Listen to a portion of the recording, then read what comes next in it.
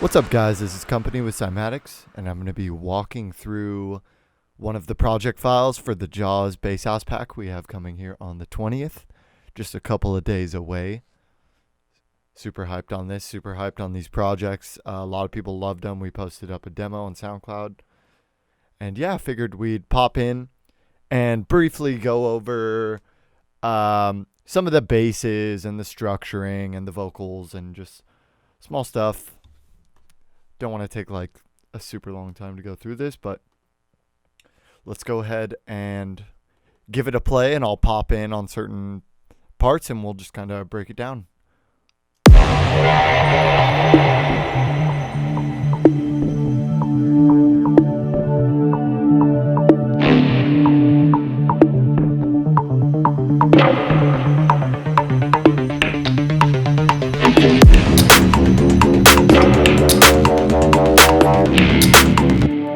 So right off the bat, we got some basses going on, kind of filtered out in the background. These are the drop basses, just kind of introducing them early in the intro and during the build-up here. Just to, so they're more kind of recognizable in the drop, so it's like connect it into the intro and the break in the build-up, which is cool. Because it's not like random noises coming out of nowhere. And we have a simple little ARP pattern here. Also filtering in. It goes down to the lower octave during the second phrasing of the intro. Also a pad. And I made these specifically like for these projects. Pretty simple stuff, just band pass with a relatively slow attack, like 600 milliseconds, and a nice long release. And this is just on an 8-bar, moving stuff around. A lot of voicing. See, without the filter here. And then we just have this like classic housey wubby thing on the root note just to fill it up some. Just a simple FM, sine wave on sine wave. The classic sound. I think we incorporate some sounds like that in the drop too. So yeah, that's about the intro there. And what I did was bounced out the basses from the drop so I could have them on this audio track here, which is where I applied nice low pass here and some washout. And what this is a combination of grain delay, pulling out the low end, reverb, a little more, pulling out the low end and a bit of the low mids there, and then filter delay and a bit of compression on top of all that to make sure it maintains around the same level, even though it's getting so washed out.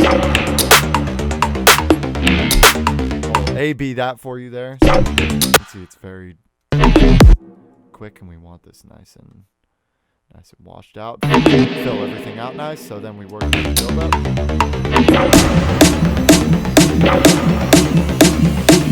So that's the pre-drop vocal there. We have also these pre-drops are going to be included in the bonus for the pack, and they're amazing. They're all at like this tempo, and the first thing I thought of is I could make some really sick J-Club with these, so I'm excited to work with these or make some vocal choppy trap stuff.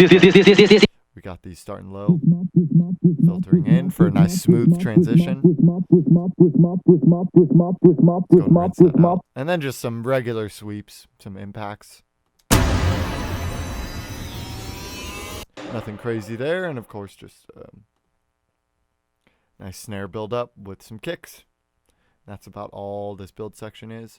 And yeah, we have these Perk Loops included in the bonuses as well. This is one I just made shuffly for this song because I'd made this loop before we had bounced out any more loops, but it's really nice when you have some handy that you can just drop in. You don't have to take time to go into the rack and actually humanize these and move them around and pick the cymbals that you like. So got some good claps and kicks in here too, so all together it sounds pretty nice. Let's get into this build up a little more.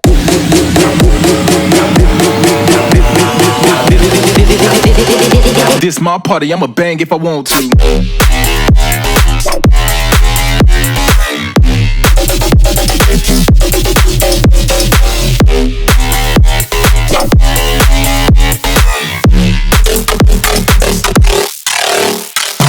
Cool. I mean, that's the main drop right there. We can go over this main synth, and I'll go over the sub a bit, but let's start top to bottom and check these drums out. So, super nice kick. Big fan. Claps are super nice. The same hats I showed you over here, and I believe we're just using the Ableton stock compressor here for sidechain. So, pretty much drag and drop there on the second phrasing. We add that perk loop back in. And then we just have some fills here that are also, I think maybe this one's from the Savage pack, but yeah, just some super basic fills there. So drums, super basic, pretty cookie cutter for any bass house track. So let's jump into the basses where the magic happens. And I'm pretty sure we just duplicated the serum patch to get the sub with the exact same pitch modulation, because there's obviously that ongoing pitch modulation that is the motif of this drop, which I think we can see exactly how much that is. If I did that in the... Yeah, I must have done it in the serum patch, which is why I did the duplication there. Yeah. Here it is. So, let's check in the matrix and see the value of that.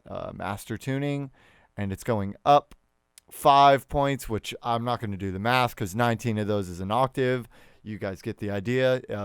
Kind of did that by ear.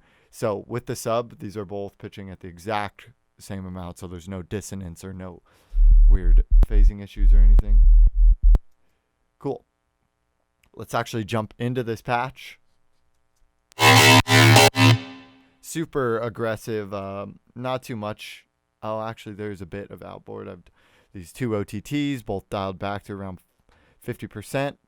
Rolling off everything. Well, not rolling off, hard cutting everything below 85, which should be around 100 anyways.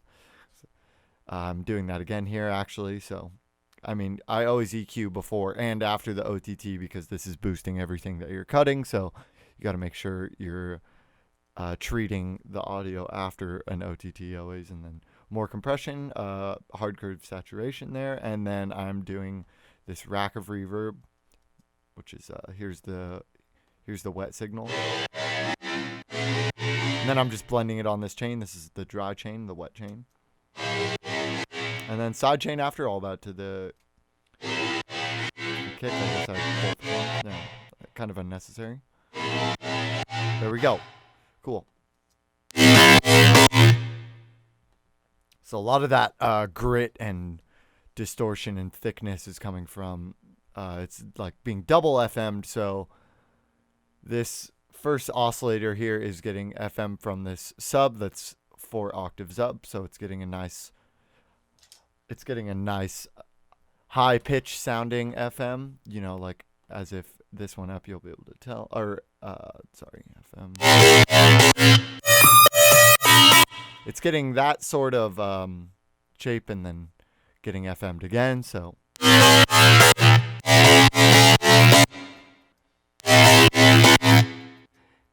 it's very minor though, so almost like just adding a bit of distortion. And this is kind of where I had to do most of the dialing in to get the bass exactly where I wanted, was on the FM here, because it's very touchy. Like I can move it down and get a hold. Very crunchy still, but relatively simple. I mean, this is kind of like a sequence of sine waves almost, so it's giving it a lot of harmonics. I just kind of messed around with a bunch of different wavetables for this oscillator A and saw what FM'd into oscillator B the nicest. So kind of found the structure, like the fade of the way I wanted the sound to work, just volume automation wise, and laid that down because I know I wanted it to cut a little early. And then, yeah, I just kind of developed how I wanted this second LFO to kind of work with the whole motif, and started with the master tuning and then had it slowly work the flanger a little bit. And what else? I think that's it. It might be moving the FM up a little bit there. So as this is getting higher in the movement on the master tuning, it's getting a tiny bit more grit and distortion. So it's just carrying on with the energy on the way up. And then onto the filter section here, I have this moving around 165 hertz. It's kind of giving it that tone. We'll do it without the filter. It's just a good spot to get that vocally bass house sounding formant.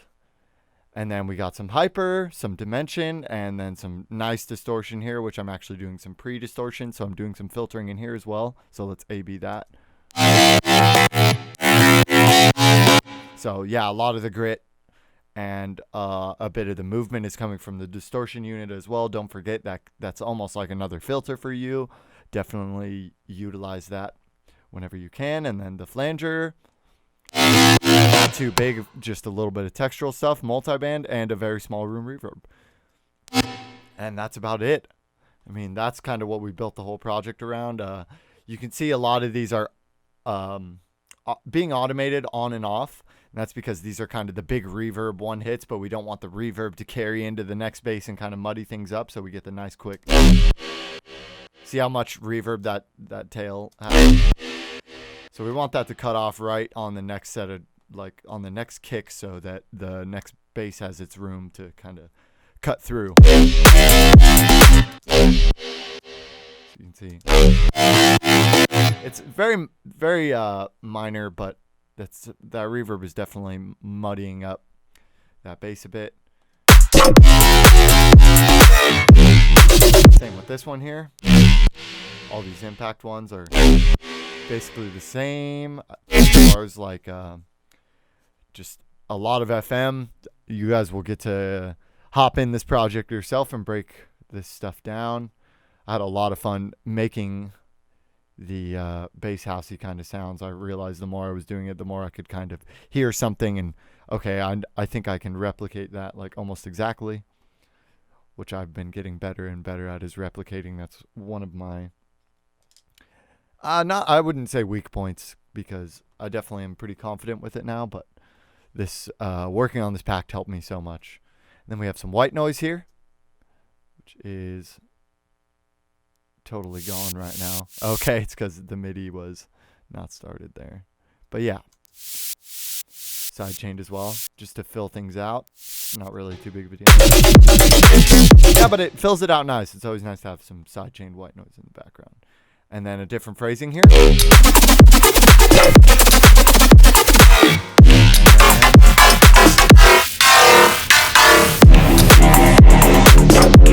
little copy and paste on the, but with the 4 on the floor. Then build it back up into some half. It's my party, I'ma bang if I want to.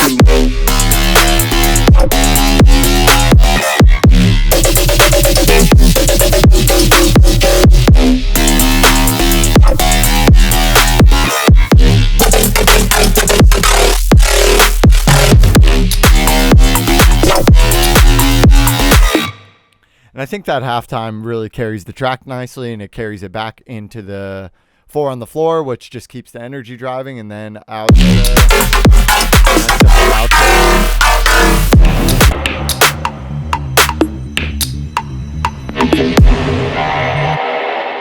And I mean, that's the track. I mean, we kept it pretty simple, mainly just tried to get in there and really beef up those basses and make sure the sub was nice and tight with those, and the processing got it nice and fat. We didn't have much on the master here. We actually just had a little tiny bit of multiband, and then no glue compressor there.